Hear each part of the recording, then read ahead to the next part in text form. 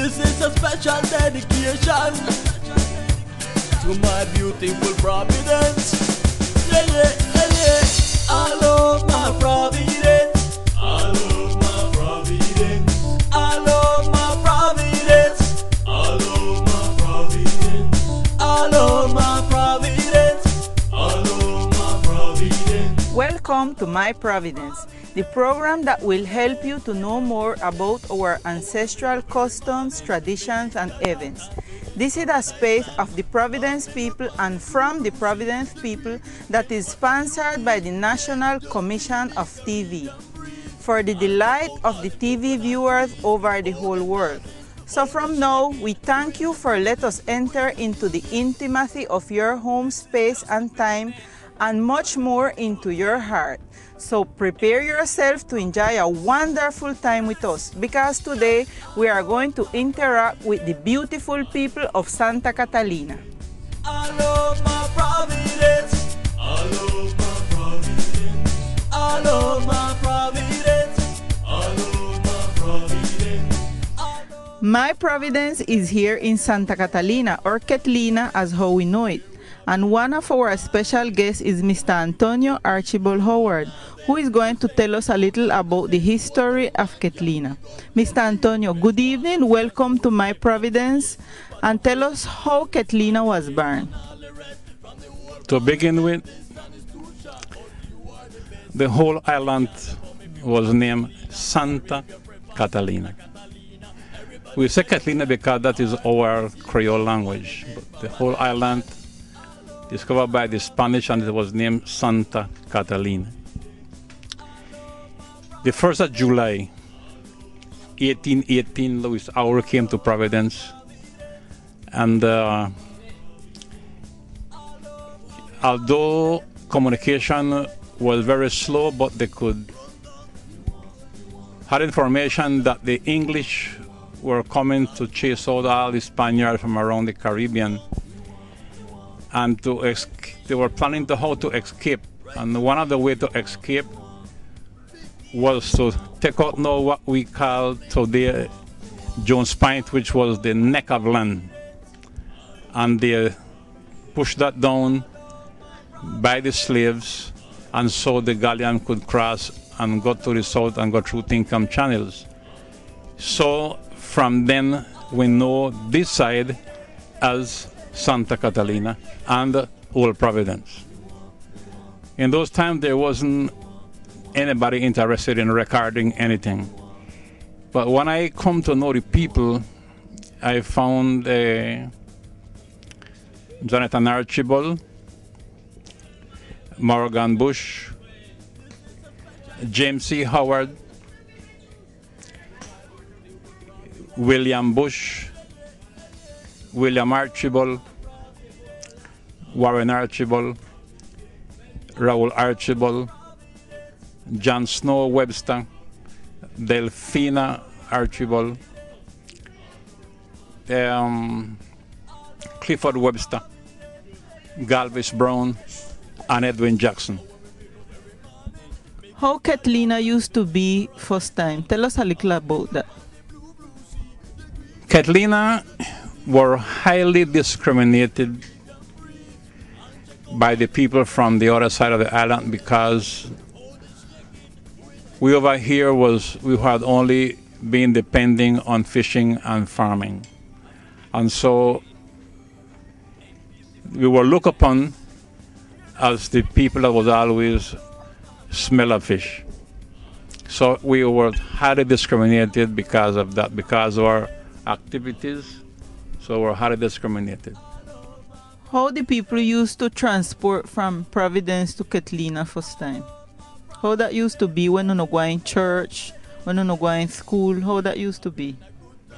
Our main transportation was boat. Whether it was a canoe or a catboat. Well, normally to go on the daily basis we use a canoe, but on Sunday when we address the catboat used to be the bigger boat, and so we would transport into the canoe, into the catboat rather. Right. What is the meaning of the bridge to Catalina? First, I would like to say that it wasn't the first bridge. The bridge were here, I don't know what year, but you had a bridge from right about the breast of where the Auri is located now. There was a house there that was a man named John Thomas Archibald, and the bridge used to come from there and come across to a patch of rock you see out in front on this side when there was a fortaleza there, they called it Cortadura. So they used to cross on that. Then finally, when Hidalgo get to be alcalde, to facilitate the children going to school, he built a launch, extend the wharf from Catalina and the one from town, and make the T so the launch them could come alongside. Then on an idea of his and my own, he as the alcalde and got the box and got the power, we decided to join it. And he went and spoke to Simon Gonzalez, and finally they made the plan to join the bridge. The bridge is very, very important to the community. You know, we have to advance. We have to adapt to changes. And in one sense, it's a part of development. And so it's a little bit more comfortable. So it's very, very important to the people of Santa Catalina. Not only Santa Catalina, it is also important to the people from the other side that have their family here and they're just crossing. But I believe the Catalina people enjoy it more because every evening the children, them and the mother, the parents, cross the bridge and just to go out there and hear the noise, although you can stick over here and hear it, but then go cross and just hear the music. Coconut trees, hold them dancing, hold them shaking with the music, with the music. Yeah, my Providence, original style. Hear this. I love my Providence. I love my Providence. I love my Providence. I love my Providence. I love my Providence. I love my Providence. I love my Providence. Here we having a good